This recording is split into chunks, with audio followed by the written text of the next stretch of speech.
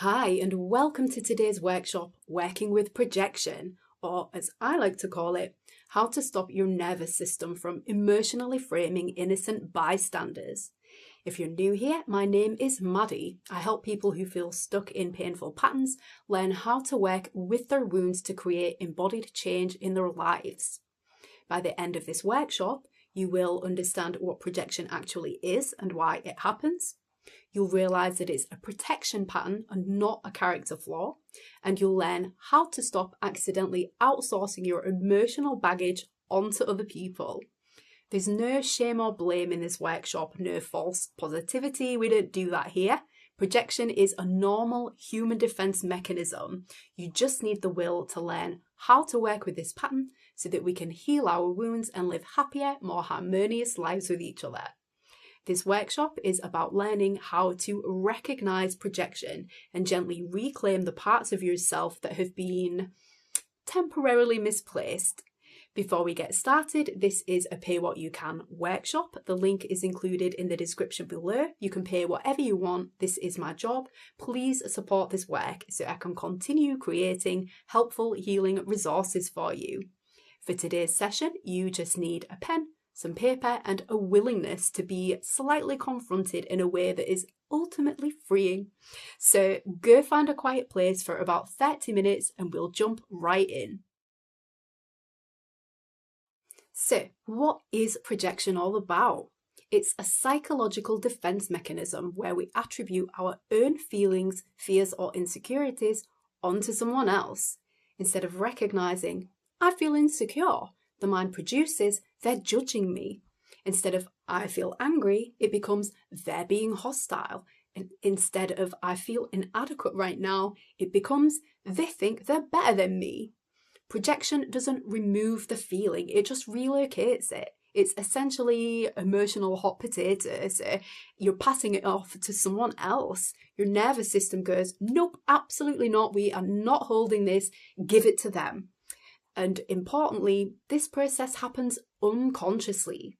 You're not choosing it per se. It feels like perception and it feels like reality rather than defense because projection acts to protect our identity.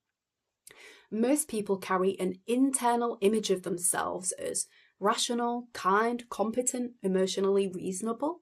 So when feelings arise in us that contradict this identity, like shame, jealousy, resentment, or insecurity, they create internal conflict. So projection acts to resolve this conflict by assigning the feelings elsewhere, out there. So instead of I feel small, it becomes they're trying to make me feel small. So this gives us temporary relief because the threat appears external instead of internal. But the original emotion remains unresolved within us, and over time, projection quietly distorts how we experience other people, and it frames and shapes how we relate to them as well.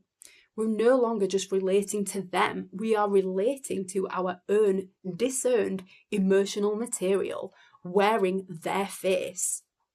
So now, I'd like you to take out your pen and paper and just take a moment to think of someone who reliably triggers a strong emotional reaction in you.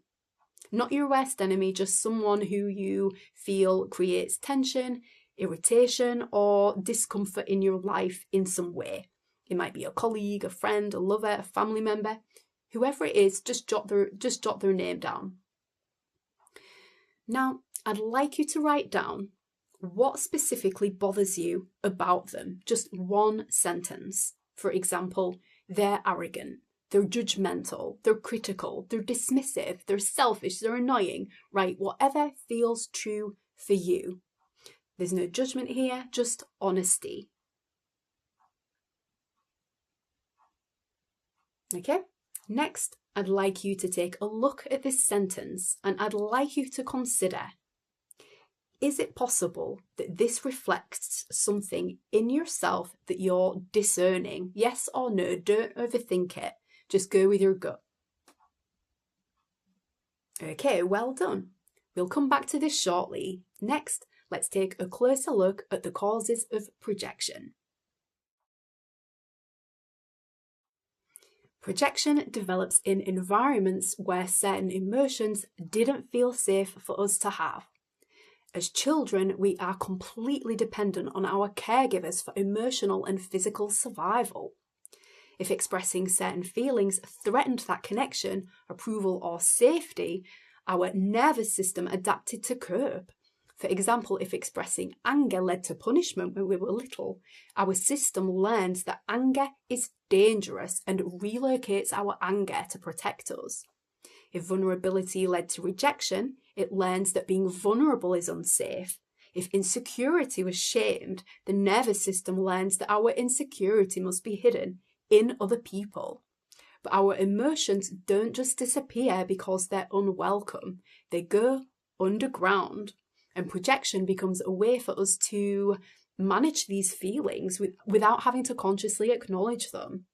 So instead of I feel angry, the system produces they're angry.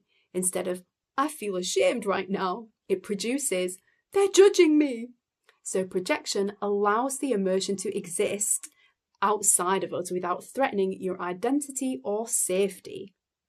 So this actually helps us survive environments where emotional honesty was risky growing up. So our nervous system learned to prioritize attachment over authentic expression and self-connection. Because attachment is survival in our childhood, it's so important. So when that is risked or threatened, it's too much. So parts of our emotional experience become discerned, not destroyed per se, but just reassigned or outsourced to someone else. And projection is one of the ways those discerned parts continue expressing themselves, not because something is wrong with us, but because our nervous system learned to protect us this way. Because projection is not pathology, it's an adaptation. So I'd like you to just take a look at the sentence you wrote down and the topic it covers. Think back for a moment and reflect on this.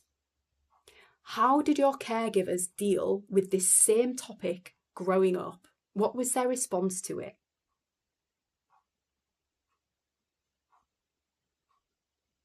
And then answer me this. Is your response the same? A simple yes or no.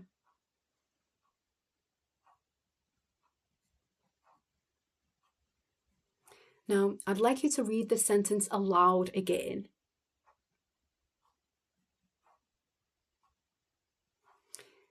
Ask yourself this question: is this your authentic voice, or is it the voice of someone who said this to you growing up? No judgment, just curiosity. Okay, next let's take a closer look at what exactly this pattern is trying to do for us. Projection is not trying to sabotage you, even though it might feel like that sometimes.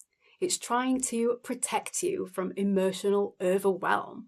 Its job is to preserve stability, identity, and create a sense of belonging for us. Some emotions feel destabilizing because they threaten how we see ourselves.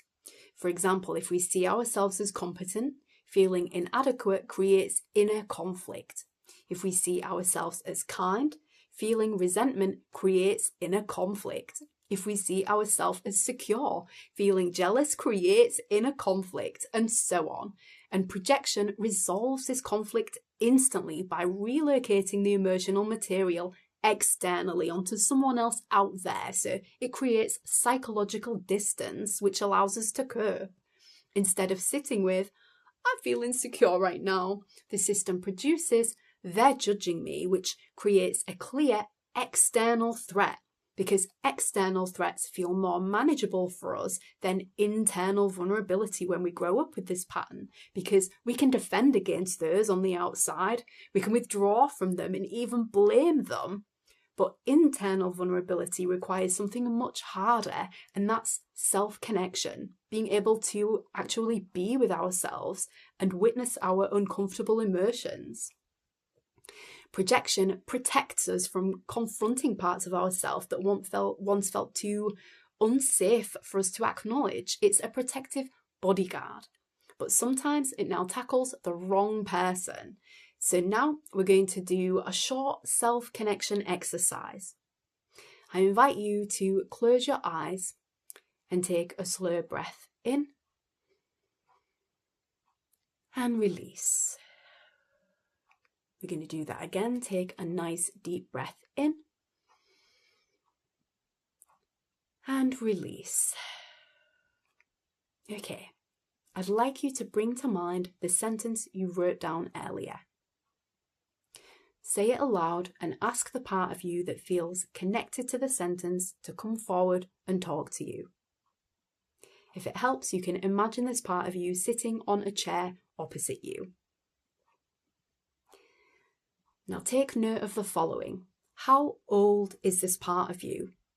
And what emotion comes to mind as you look at this part of yourself? Don't overthink it, just go with your gut or the first answer that comes into your mind. Now, I'd like you to ask this part of you, what does it want you to know about how it feels? Just trust and accept the answer that arises for you. What do you want me to know about how you feel?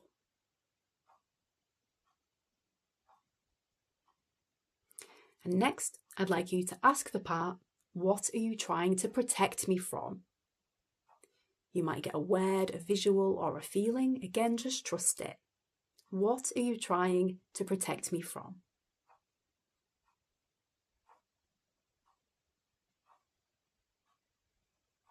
Finally, I'd like you to ask the part, what do you need from me right now to feel safe?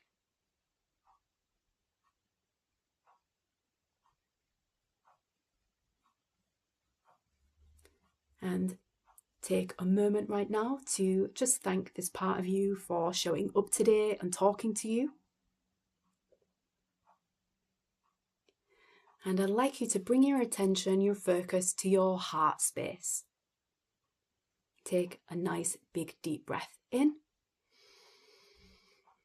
And as you relax and breathe out, open your eyes. Well done. Next, let's take a closer look at what projection sounds like. Projection has a very specific voice and it sounds extremely convincing. It says things like, they don't like me, they think they're better than me, they're judging me, they're the problem, they're so arrogant, they're being hostile. Projection speaks with certainty rather than curiosity. It does not say, I wonder if something is happening internally for me right now. It says, this is 100% definitely all about them. It presents interpretation as fact, and it personalizes neutral events. A neutral facial expression becomes hostility. A delayed reply becomes rejection. And a quiet moment becomes disapproval of us. Projection basically fills in emotional blanks using internal emotional memory, not present moment reality. So the intensity often exceeds the situation itself because the reaction isn't just about now, it's about unresolved emotional material from the past. Look again at the sentence you wrote earlier and just read it silently. Now, gently ask yourself, is it possible that this sentence reflects something I have felt internally too? No self-blame, just as a curiosity. And I'd like you to consider, does this sentence remind you of any past memories or experiences that you have had? And just take a moment to jot them down. Anything that might be coming up for you right now.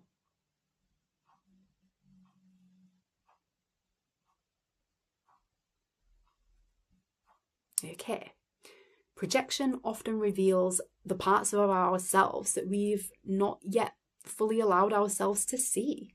So just being open to this possibility is a game changer when it comes to breaking this pattern, basically.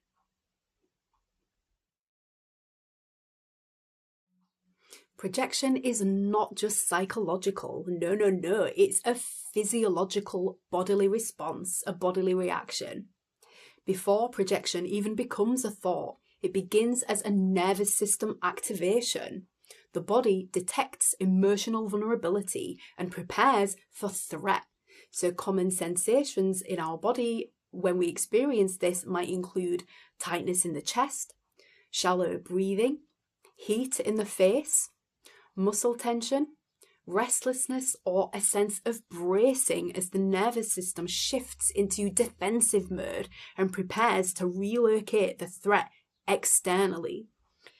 Even though the original signal came from within, the body starts organizing around protection and defense, not accuracy.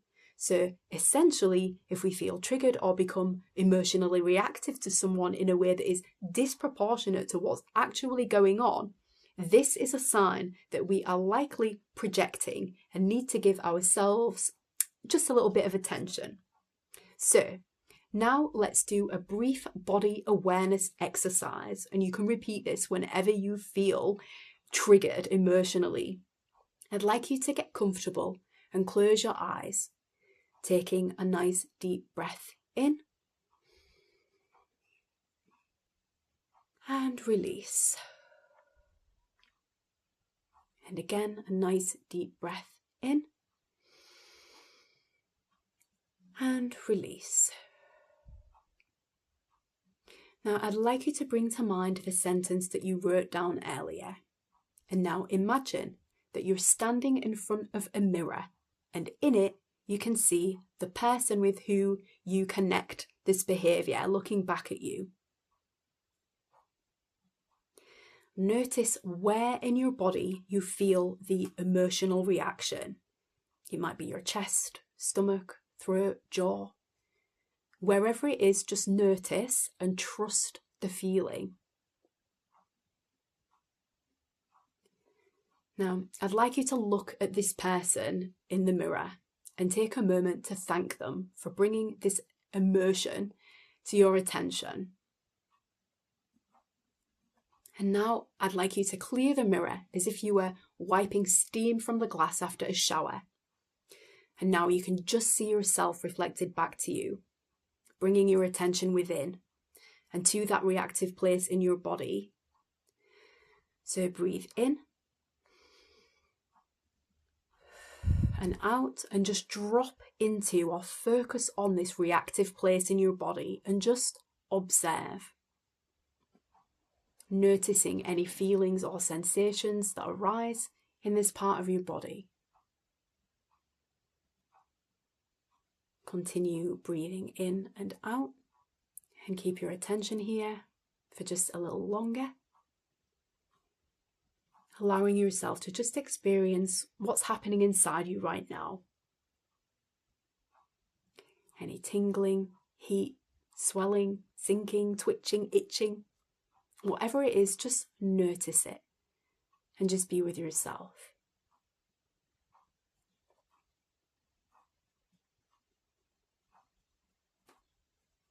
And now bring your attention to your heart space. Take a final deep, slow breath in, filling your belly. Hold it at the top for a few seconds. And gently release, opening your eyes. Well done. Projection moves our attention away from internal sensation and towards external interpretation. So reconnecting to the body helps reverse that process. Okay, so next we're going to take a closer look at how projection shows up in our behaviours. Projection quietly shapes our behaviour in very specific ways. Common signs include blaming others. We might be quick to fault other people for mistakes or failures that may partly reflect our own tendencies. Another behaviour is excessive criticism, picking at small details in others while avoiding similar issues in ourselves. We might be judging or labeling, assigning traits to other people that we dislike in ourselves, such as calling someone arrogant when we're struggling with our own pride or insecurity. We might be displaying defensiveness, reacting strongly to perceived attacks, even if none exist, like feeling personally insulted when a neutral comment is made because it triggers our own self-doubt or shame. We might be overreacting emotionally, responding to someone else's behaviour as if it's intentionally hostile or judgmental towards us. Here, we might feel intensely hurt when someone gives casual feedback because internally we're projecting our own self-criticism. We might be mirroring our own feelings onto others by assuming that they feel the same way we do. They must hate me. They don't like me. When really it's our own self-judgment speaking. We might be engaging in victim or persecutor dynamics, seeing ourselves as the victim of someone else's faults, when in reality the pattern is inside of us, like thinking a friend is manipulative or manipulating you when you're struggling with control tendencies yourself. We might be deflecting responsibility, shifting accountability onto someone else instead of earning our part. These behaviours are attempts to protect ourselves from internal emotional discomfort. Projection creates a loop. You feel insecure internally, you perceive the threat externally, you react defensively to another person, and the interaction between you and them becomes strained, and this reinforces the belief that the threat was real, even when the original signal came from within in the beginning.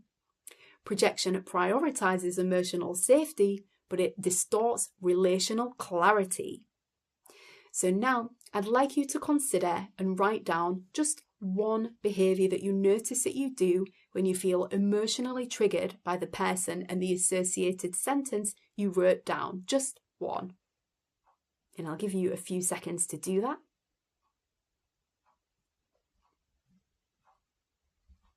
Next, I'd like you to write down another alternative action that you can take when this pattern arises.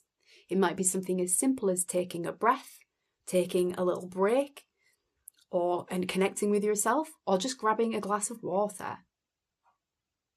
Awareness is the first step toward change. That's not to say that everything that happens is about us. Sometimes some other people can just be a bit shitty.